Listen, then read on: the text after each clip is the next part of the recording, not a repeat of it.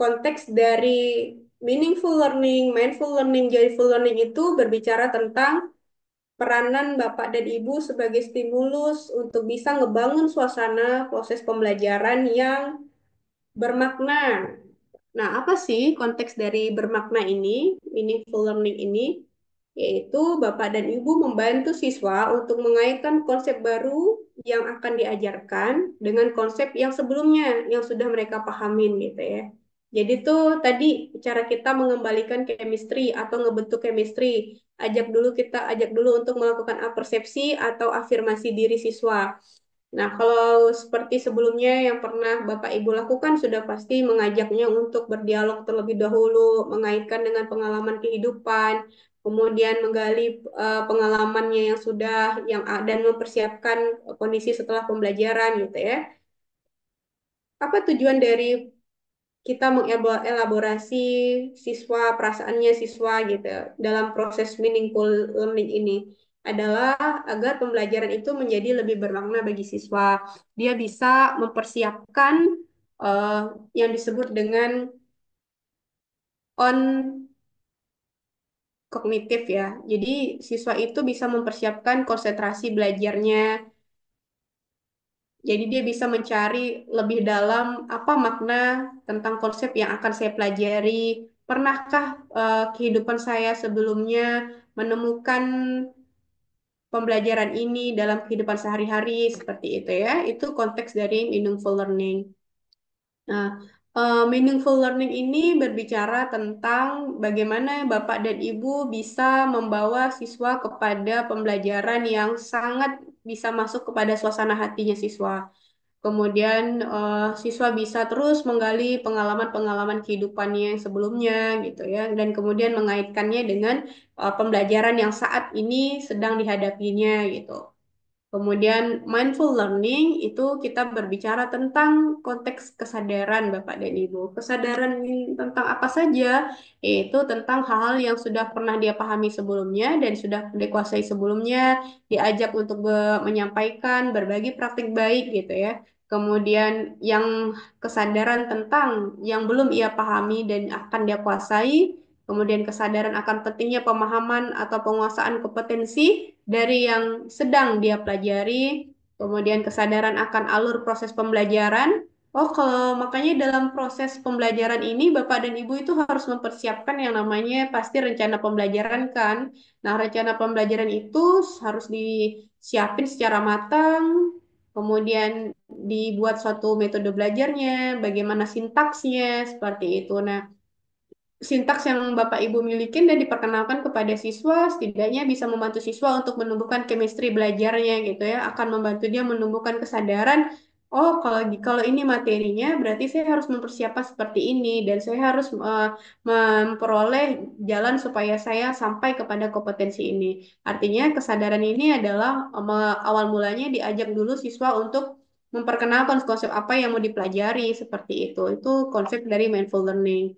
Kesadaran akan kemajuan pemahaman atau kompetensi setelah merefleksikan proses pembelajaran yang telah dilewati, kemudian kesadaran akan hal yang masih dapat dieksplorasi lebih lanjut dalam proses pembelajaran berikutnya. Karena di sini kita akan melakukan proses refleksi Bapak dan Ibu. Jadi ketika kita melakukan proses refleksi, yuk kita sama-sama ajak siswa kita untuk merancang suatu tindakan apa yang bisa dia lakukan sebagai proses tindak lanjut pembelajarannya.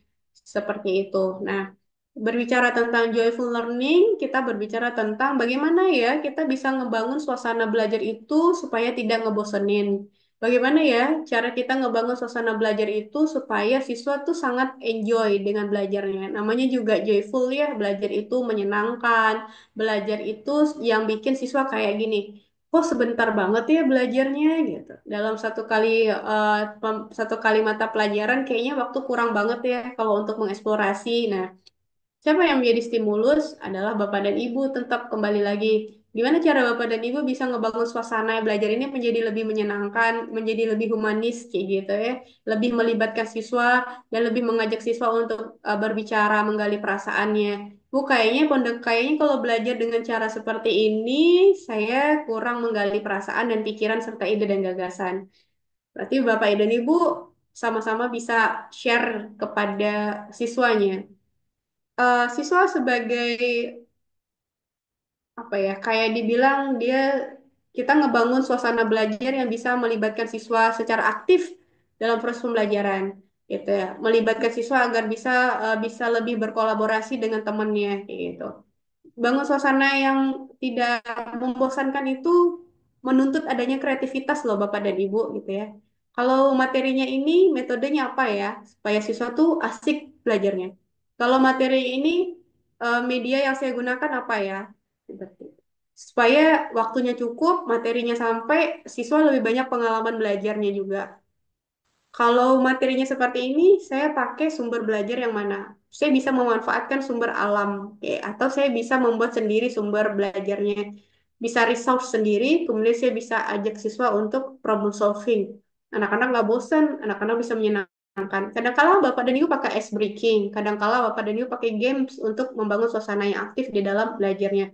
Ya, supaya tidak ngebosanin itulah ya.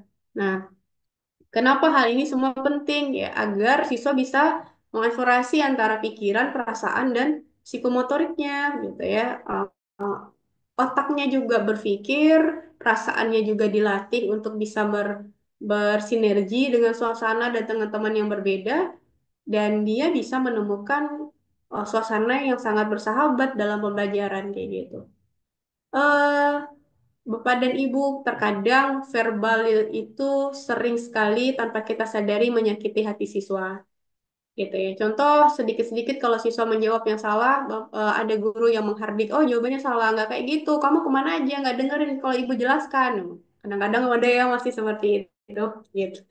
Atau bukan berarti juga kita harus memanjakan siswa dengan kalimat-kalimat yang selalu merayu seperti itu ya. Nah, eh, verbalisme itu sangat rentan terjadi, tapi bukan berarti dengan verbalisme itu kita tidak mampu untuk mengeluarkan kata-kata yang lebih friendly, sehingga siswa tidak ngerasa di judgment, sehingga siswa tidak ngerasa takut untuk menyampaikan pendapat gitu ya, sehingga siswa tidak takut untuk bertanya seperti itu.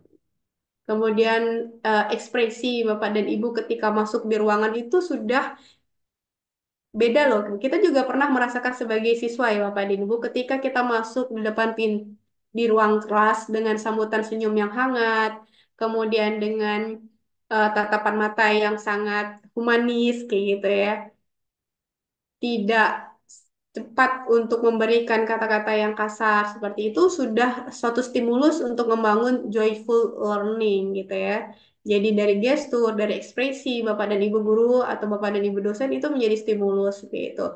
Baru gestur loh Bapak dan Ibu, belum kita mengeluarkan verbal kita, belum kita mengeluarkan gerakan kita gitu ya. Belum kita mengeluarkan yang namanya kalimat-kalimat inti sebagai penjelas dalam proses pembelajaran seperti itu. Oke. Kemudian ini tadi sudah kita diskusikan, jadi deep learning bukanlah sebagai pengganti kurikulum. Kurikulum itu kan sifatnya struktural, Bapak Ibu ya, dia itu fungsional dan struktural. Jadi kurikulum itu mencakup semua kebijakan dalam proses pendidikan, gitu, dalam proses pembelajaran, gitu, dan dia merupakan suatu struktur yang sangat sistematis, punya prosedur, gitu, dan salah satu alat atau salah satu cara untuk bisa sampai kepada kurikulum atau tujuan kurikulum itu ya adalah alternatifnya menggunakan deep learning ini gitu. Sehingga kita sudah sepakat tadi bahwa deep learning itu adalah pendekatan untuk bisa sampai kepada tujuan kurikulum Merdeka saat ini kayak gitu. Dan eh, bahwa deep learning menitik beratkan tadi kepada pemahaman konsep, substansi yang mendalam, pengalaman belajar, kemampuan siswa dalam berpikir kritis, kemampuan siswa dalam mengelaborasi pikiran perasaan, kreativitas siswa dalam problem solving, project based learning, kemudian dia bereksperimen, kemudian latihan kepemimpinan di dalam kelompok belajar, collaboration, communication, seperti itu.